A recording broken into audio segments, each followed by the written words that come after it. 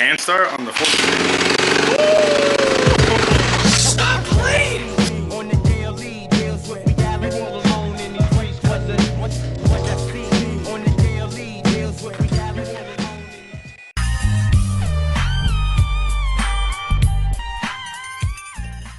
What's Gucci, my boys? All right, so today we're gonna do a video for a wiring harness, I guess Frankenstein. We have half of the actual main harness from OEM Honda for this CRF 125F. And then what we're gonna do is grab as much as we can from this, and then whatever else we can grab from other bikes that we have sitting around. The kill switch itself that was originally on the bike, the kid yanked like all the wires out of the stock harness. Or he took the whole stock harness off, but whatever was connected to it, he just yanked out. So we're gonna have to make some wiring for the stator because it's missing some pins. There's a whole switch missing that goes to the stator itself. So we're gonna try and make one out of a magnet switch I got from a CBR. We're gonna have to figure this part out. On the actual harness, there's a plug that goes to the stator, and we don't have that plug because it's missing. So we're gonna make something work. Looking around, I saw this plug actually works with this one because they're the opposite genders, I guess, if you want to call it that.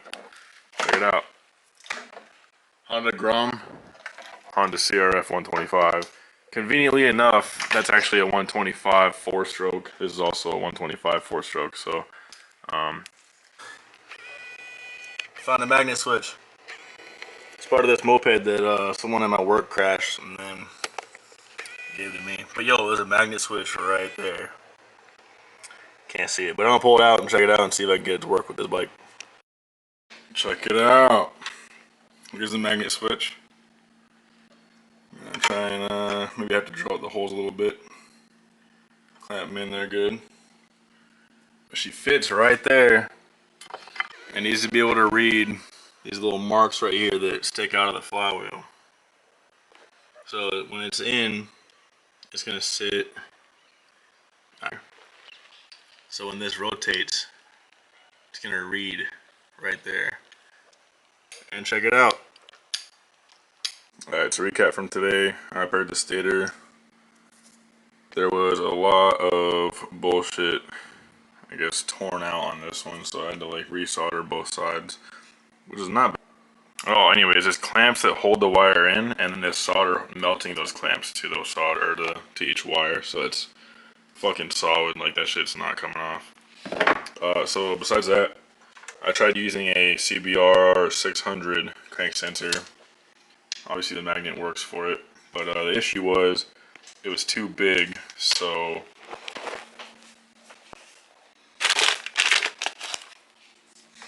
I made this stencil right here out of this. So the goal was to get the crank sensor to sit right there, and so when I did it work, the blockiness of this part won't fit in there. Yeah. This one's actually, I think, more useful for the fact that it fits pointing down, and that's where the stator is at. So that's going to be pretty convenient. And then also it's a single pin wire, which is going to be good because that's what the diagram shows. If you look right here, where's that? This.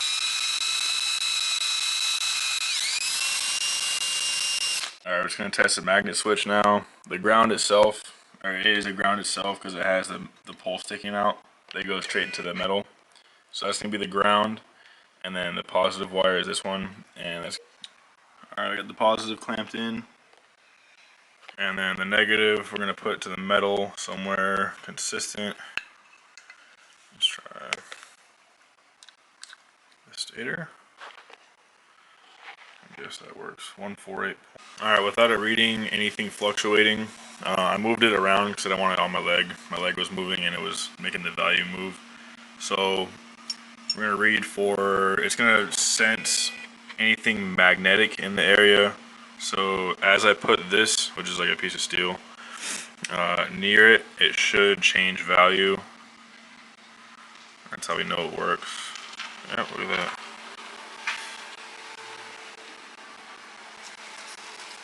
Yep, it's working. 148.1.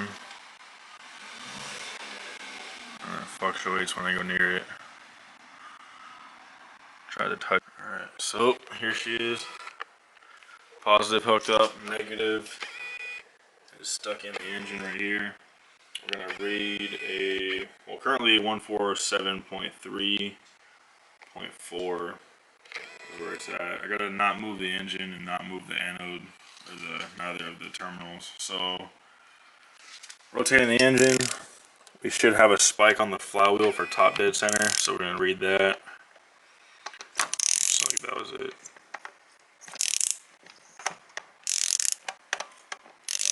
Should be right. Yep. Sweet. Yeah, she's reading right. Alright, I'm gonna put everything together and see how she is.